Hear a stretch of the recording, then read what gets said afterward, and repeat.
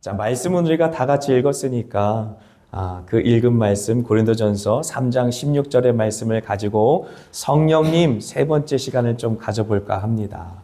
우리 성령에 대해서 세 번에 걸쳐서 오늘까지 말씀을 들었습니다. 성령님에 대해서 말씀을 들을 때 성도가 어떻게 성도 되는 것인지, 그리고 우리가 어떻게 예배될 수 있는 것인지, 그리고 오늘은 교회가 어떻게 교회될 수 있는 것인지에 대해서 한번 같이 나눠보도록 하겠습니다. 우리 사랑의 성령님께서 얼마나 놀라우신지요. 모든 순서가 다 교회라고 하는 생명 공동체, 예수의 몸이라고 하는 그 공동체로 다 주제를 몰아가는 것을 보시고 너무 감사했어요.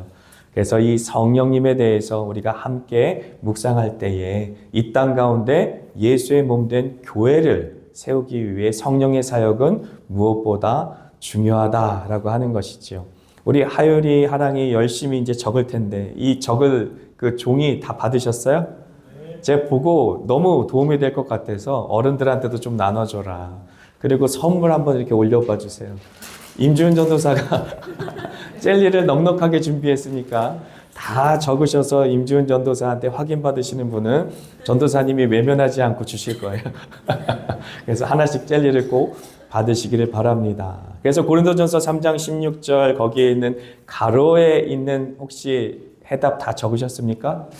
못 적으신 분을 위해서 한 번만 더 본문 말씀 띄워주실까요?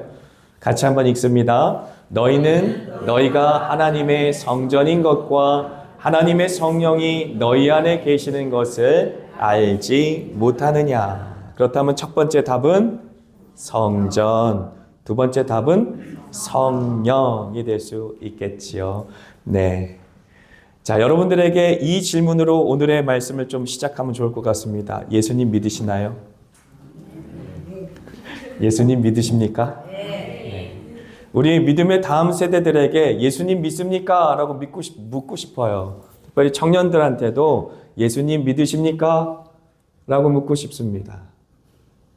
우리가 생각하는 예수님을 믿는다라는 것이 무엇인지 사람마다 기준이 다를 수 있을 것 같아요. 하지만 예수님 믿는다라고 하는 것이 무엇인지 우리가 다시 생각해보고 교회에 그냥 출석하는 것이 예수님을 믿는 것이 아니고 교회에서 진행되는 예배나 신앙생활에 우리가 참여한다라는 것이 예수님을 믿는 것이 아니고 많은 종교 가운데 내가 기독교를 선택한 것이 예수님을 믿는 것이 아니고 내 아빠가, 내 엄마가 예수님을 믿고 교회 출석하니까 내가 그냥 같이 따라와서 예배에 참석하는 것이 예수님을 믿는 것이 아니다라는 사실을 좀 이야기하고 시작하고 싶습니다. 예수님을 믿는다라고 하는 것은 마치 멋진 남자가 아름다운 여인 앞에 나가서 프로포즈하는 모습을 생각해 보면 좋을 것 같습니다. 우리 형제님들도 언젠가는 프로포즈를 하겠지만 저는 프로포즈를 하지 않았어요. 굉장히 자랑스럽게 저는 얘기합니다. 그냥 전화 걸어서 나는 가진 거 아무것도 없는데 그래도 나랑 결혼할래? 그랬더니 네 좋아요 오빠 그래가지고 결혼하게 된 거예요. 네. 프로포즈를 한 적은 없습니다. 네. 하지만 요즘에 프로포즈 안 하면 안 받아주죠. 그죠? 다 그런 꿈을 갖고 있을 거예요. 멋진 왕자님이 백마를 타고 와서 막 꽃다발이나 뭐 반지나 이런 거 갖다 주면서 막 무릎을 꿇고 프로포즈를 해야 겨우 받아줄까 말까 뭐 이런 모습인데 예수님께서 우리에게 프로포즈 하시는 장면, 그 사랑의 고백을 하시는 장면, 그래서 그 프로포즈로 말미암아 예수님은 신랑되고 우리는 신부되어서 영원히 결혼하는 장면을 생각해 보면 믿음이 무엇인지 알 수 있을 것입니다. 그냥 어떤 종교 가운데 하나를 선택하는 것이 아니라 우리는 예수님이라고 하는 그분을 평생 영생토록 신랑으로 맞아들이는 것이에요. 그래서 남자와 여자가 사랑해서 결혼하면 서로 한 몸이 되는 것처럼 예수님과 온전히 한 몸이 되어서 영원토록 예수님과 동거동락하는 것이 바로 믿음이라고 하는 것이죠. 더 이상 우리가 홀로 살아가는 것이 아니라 예수님과 항상 함께 사는 것이 바로 예수님을 믿는 것이다 라고 하는 것입니다.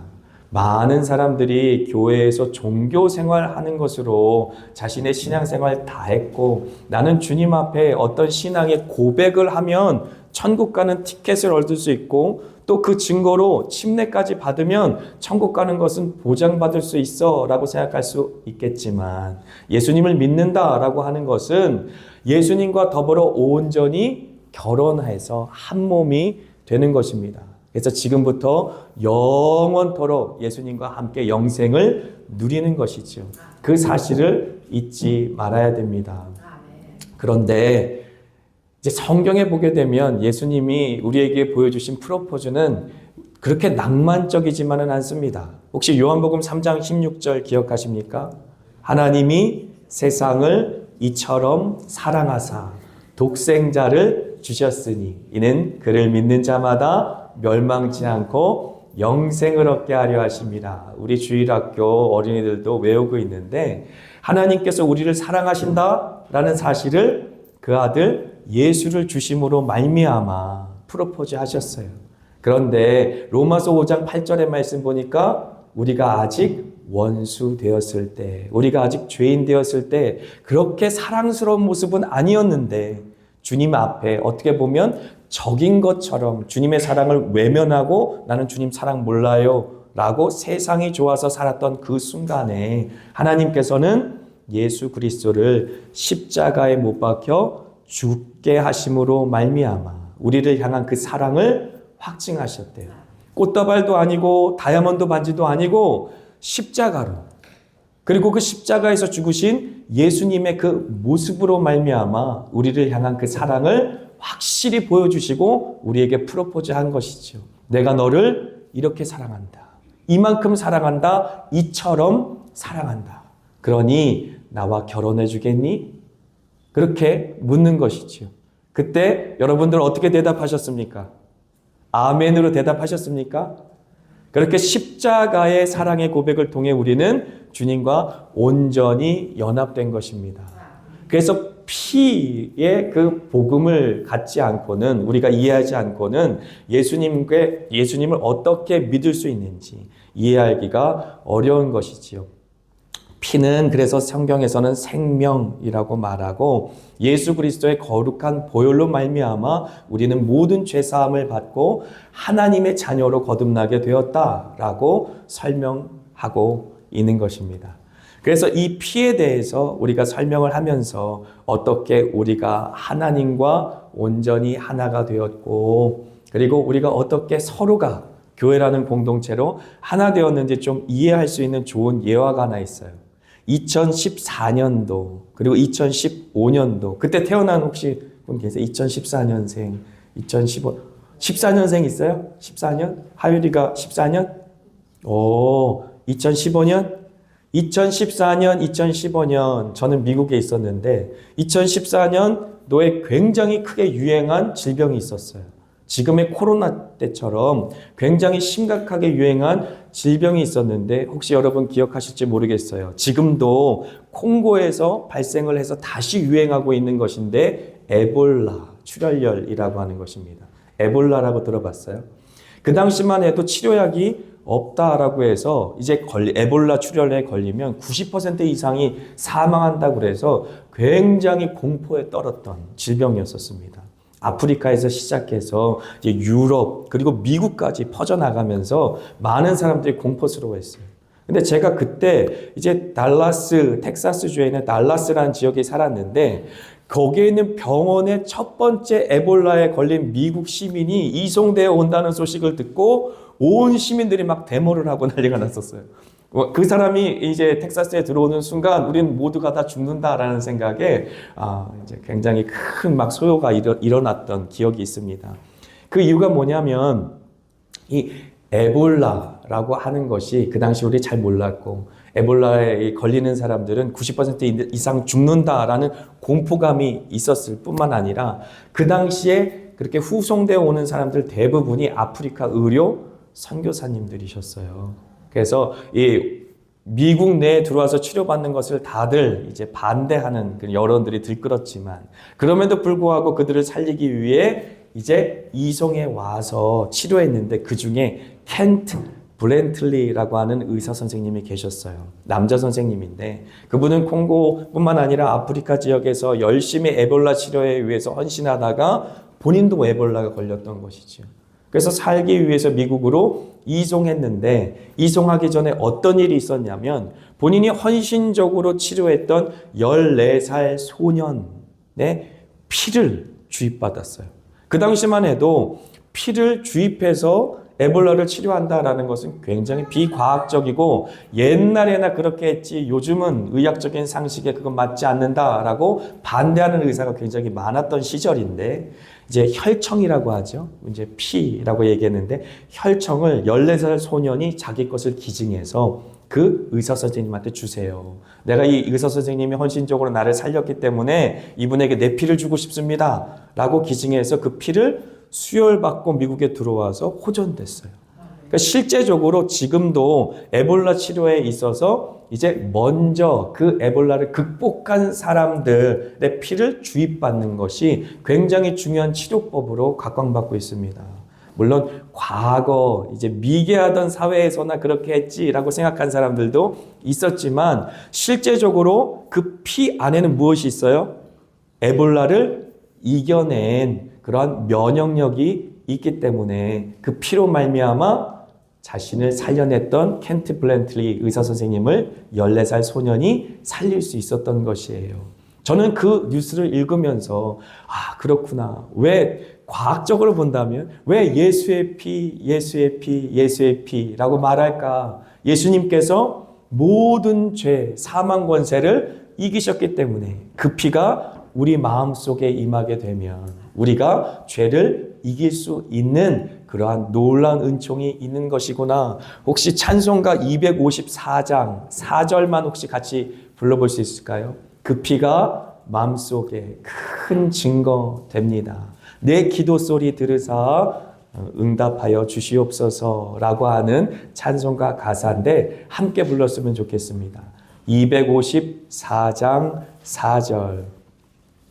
그 피가 마음속에 큰 증거 됩니다. 내 기도 소리 내 기도 소리 들으사 다 허락하소서. 내가 주께로 내가 주께로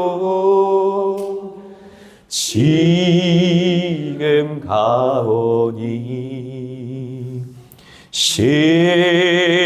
십자가의 보혈로 날 씻어 주소서. 4절. 그 피가 마음속에 큰 증거 됩니다. 큰 증거 됩니다. 내 기도 소리 내 기도 소리 들으사 다 허락하소서. 내가 주께로 내가 주께로 지금 가오니 십자가의 보혈로 날 씻어 주소서. 아멘. 그 예수의 피가 우리의 마음속에 큰 증거가 되는 것입니다. 그 십자가의 사랑의 고백을 통해 우리가 구원을 얻고 그 사랑의 고백을 꼭 믿음으로 말미암아 우리가 영생의 축복을 누린다라고 했을 때 그 예수의 피가 우리 마음속에 흘러 들어와 죽어있던 우리 마음을 살리고 멈춰있던 우리의 심장이 다시 고동치게 하고 죄에 억눌려 있던 우리의 모든 사슬이 끊어지는 역사가 있게 되었다.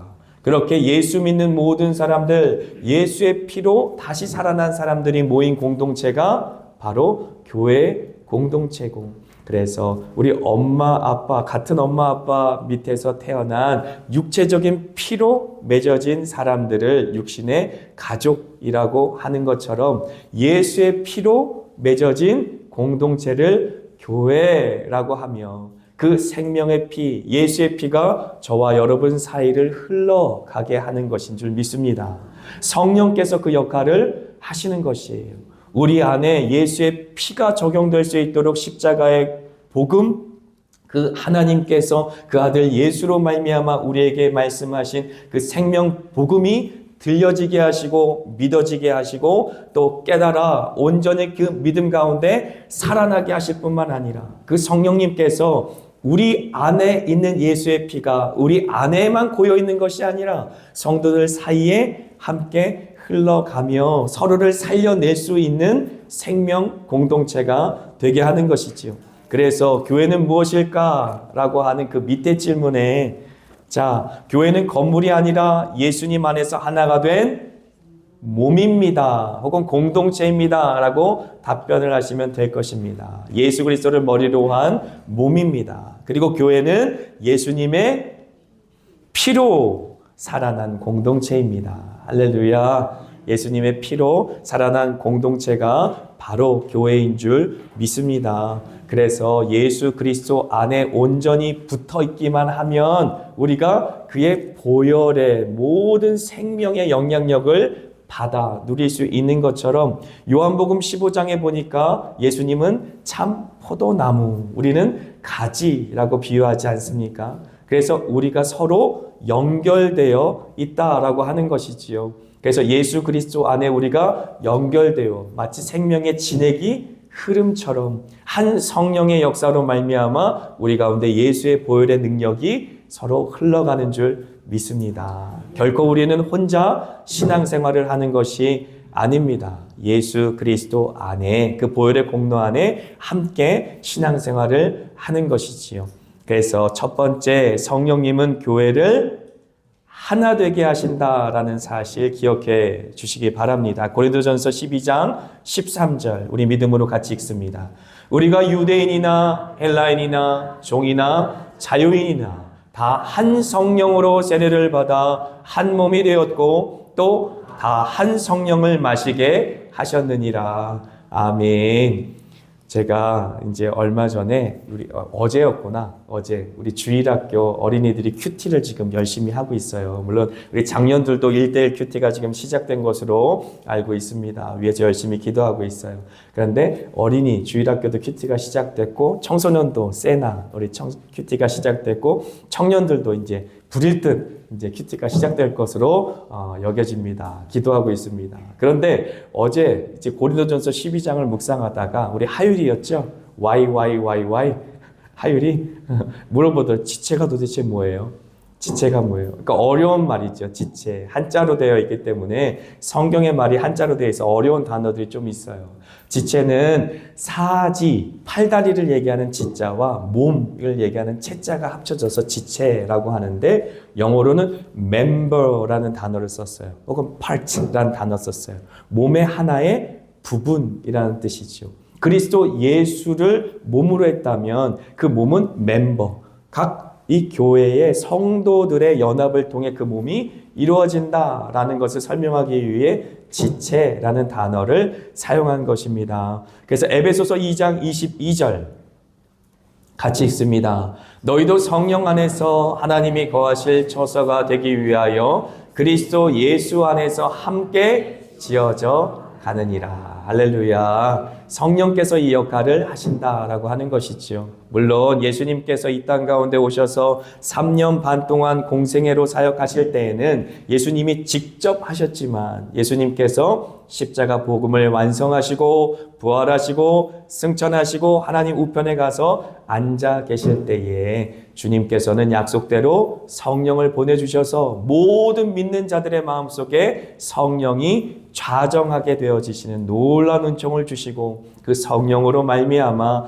예수님의 그 한 몸 되게 하시는 사역, 주님께서 약속하신 영원토록 우리를 떠나지 않고 우리와 동행하고 동거하시는 그러한 소망이 성령의 사역을 통해 우리 가운데 이루어지게 된 것이지요.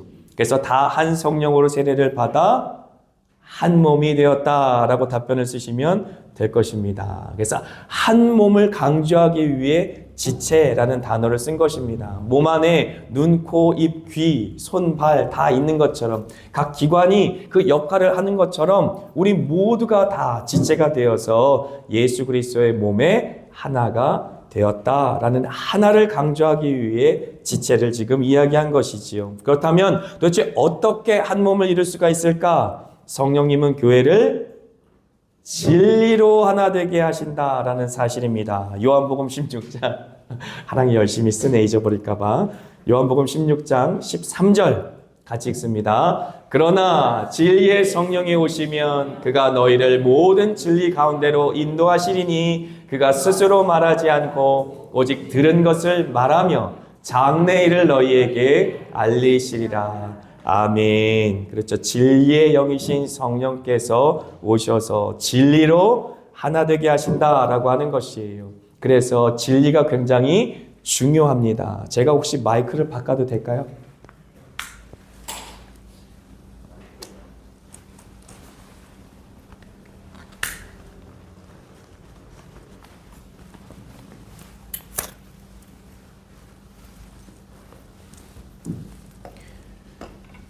진리의 성령께서 오셔서 그 진리 안에서 우리를 하나 되게 하신다라고 하는 것입니다. 그래서 진리가 굉장히 중요한 것은 믿음의 반석 위에 집을 짓는다라고 할 때에 하나의 반석, 든든한 반석, 흔들리지 않는 반석, 오직 예수 그리스도로 말미암아 우리에게 주어진 그 복음 위에 교회가 세워져야 그래야 든든히 또 하나님의 몸을 세워갈 수 있다라고 하는 것이지요. 요한계시록 2장 7절 말씀 같이 읽습니다.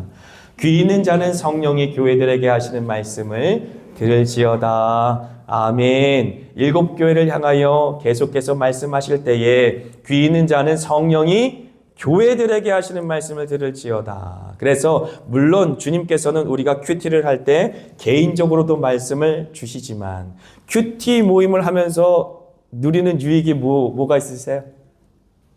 나한테 주시는 말씀도 있지만 같이 그 나눔을 하는 성도들의 깨달음과 그 배움과 어떻게 보면 적용들을 들었을 때 어떤 느낌이 듭니까? 나는 절대 생각할 수 없는 영역의 생각을 그 지체를 통해 듣는 거예요. 그러므로 말미암아 나에게 더 큰 신앙적인 유익이 있죠. 이번에 부흥회를 했거든요. 네? 부흥회를 했는데 주중에 부흥회를 했는데 이틀 동안은 이면필 목사가 전했어요. 그리고 수목금은 오정철 목사님이 전해주셨는데 제가 들으면서 어떤 생각을 했냐면 감탄을 했어요. 이면필 목사 입에서는 절대 나올 수 없는 메시지다. 저 메시지는. 그런데 50분, 1시간을 설교를 하시는데도 얼마나 은혜가 넘치는지 모르고 또 우리가 꼭 필요한 말씀을 주셨어요. 그래서 교회가 교회되게 하시는데 성령께서 이렇게 일을 하시는구나 라고 정말 무릎을 치면서 감탄을 했습니다. 큐티도 똑같다라고 하는 것이지요. 나 혼자 묵상하며 얻을 수 있는 유익도 있지만 함께 말씀을 나눌 때에 그때 그 은혜가 점점 더 풍성해지고 더 확고해진다라고 하는 것이에요. 이제 목장 모임을 앞으로 또 이제 하실 터인데 식사하고 목장 모임 할 때도 그러므로 오늘 들은 말씀들을 가지고 함께 나눈다면 훨씬 더 풍성한 은혜가 있을 것입니다. 왜냐하면 성령께서는 진리의 영이고 하나님께서는 성령을 통해 교회에게 말씀하시기 때문에 그래요. 우리에게 말씀하시는 것이. 그래서 우리에게 말씀하시는 그 진리의 말씀을 하나도 놓치지 않고 듣기 위해서는 이 교회 공동체, 소그룹 나눔이 필요하고 또 이 예배의 시간이 필요한 것이지요. 그래서 진리의 성령이 오시면 그가 너희를 모든 진리 가운데로 인도하시리니가 답변이 되겠습니다. 자, 그렇다면 그렇게 성령께서 교회에 역사하셔서 진리 가운데 우리를 이끄신다라는 사실에 대한 증거가 무엇입니까? 갈라디아서 5장 22절로 23절 같이 읽습니다. 오직 성령의 열매는 사랑과 희락과 화평과 오래 참음과 자비와 양성과 충성과 온유와 절제니 이 같은 것을 금지할 법이 없느니라. 그래서 성령님은 열매로 하나됨을 보여주신다. 그것이 증거라는 것입니다. 성령이 우리와 함께 한다는 증거가 어떻게 나타나는가? 바로 성령의 9가지 열매를 통해 나타난다. 막 비빔밥 같아요. 비빔밥. 각자 다른 맛을 갖고 있지만 그것이 교회라는 공동체를 이루면서 굉장히 아름답고 맛있는 맛을 낸다라고 하는 것이지요. 그래서 여러분들이 혹시 이게 다 한자말이어서 이해를 못할지 몰라서 제가 영어로 설명드릴게요. 9가지 지금 적느라고 우리 지금 뭐 주일학교 학생들 정신이 없는데, 자, 한번 들어보세요. 사랑은 love. love. 알죠? 사랑 love. 희락은 joy. 화평은 peace. 오래 참음은 patience. 그리고 자비가 좀 어려울 것 같아요. kindness. 친절함이에요. kindness. 그리고 양선은 goodness예요. 무슨 말이냐면 적극적으로 선을 행하는 그런 모습입니다. 양선은 goodness. good, 좋다는 뜻이잖아요. 충성은 faithfulness. 그리고 온유는 gentleness. gentle은 뭐죠? 예, gentle. 젠틀하다는 건 한국말로 또 좀 신사답다. 근데 온유하다는 영어로 gentleness. 그리고 절제는 self 컨트롤입니다. 스스로를 컨트롤할 수 있는 능력, 그게 바로 셀프 컨트롤, 절제입니다. 자, 좀 더 영어로 하니까 좀 쉽게 이해되죠. 네, 한자보다 영어 세대여서. 자, 갈라디아서 6장 8절로 9절 같이 읽습니다. 자기의 육체를 위하여 심는 자는 육체로부터 썩어질 것을 거두고 성령을 위하여 심는 자는 성령으로부터 영생을 거두리라. 우리가 선을 행하되 낙심하지 말지니 포기하지 아니하면 때가 이름에 거두리라. 아멘. 성령의 9가지의 열매를 맺을 수 있는 방법, 그것은 바로 우리의 육신의 소욕을 절제하고 그리고 영으로서 성령으로서 살아가는 삶을 살아갈 때 비로소 우리의 인생을 통해 성령의 열매가 맺어지고, 교회도 그래요. 우리 교회가 자꾸 육신적인 행사만 도모하면 안 되고, 물론 여러분들을 향해서 하는 얘기는 아닙니다. 여러분들은 먹어야 돼요. 여러분들은 많이 먹어야 되니까 많이 먹여야 되지만, 우리가 성령께서 계속해서 우리의 마음을 주장하시는 그 사역을 열심히 이뤄갈 때 우리 한마음교회가 성령 공동체로서의 증거가 분명하게 드러나며 열매가 맺어질 줄 믿습니다. 그래서 마지막으로 빌립보서 1장 6절로 우리 한번 고백합니다. 우리가 선을 행하되 낙심하지 말지니 포기하지 아니하면 때가 이름에 거두리라. 아멘. 여기에서의 선은 세상이 인정하는 도덕적인 윤리적인 선이 아닙니다. 하나님께서 태초에 이 세상을 만드시고 보시기에 좋았더라 말씀하신 창조의 목적이 회복되는 모습이에요. 그것을 위해 하나님의 뜻이 하늘에서 이루어진 것처럼 이 땅 가운데 내 인생을 통해 한마음교회를 통해 이루어지게 해주세요 라는 거룩한 소망을 포기하지 않고 끝까지 가지고 나간다면 성령 하나님께서 우리 가운데 운행하시며 아름다운 9가지의 열매를 맺게 하시고 주님의 상급으로 응답해 주실 것을 믿습니다. 아멘.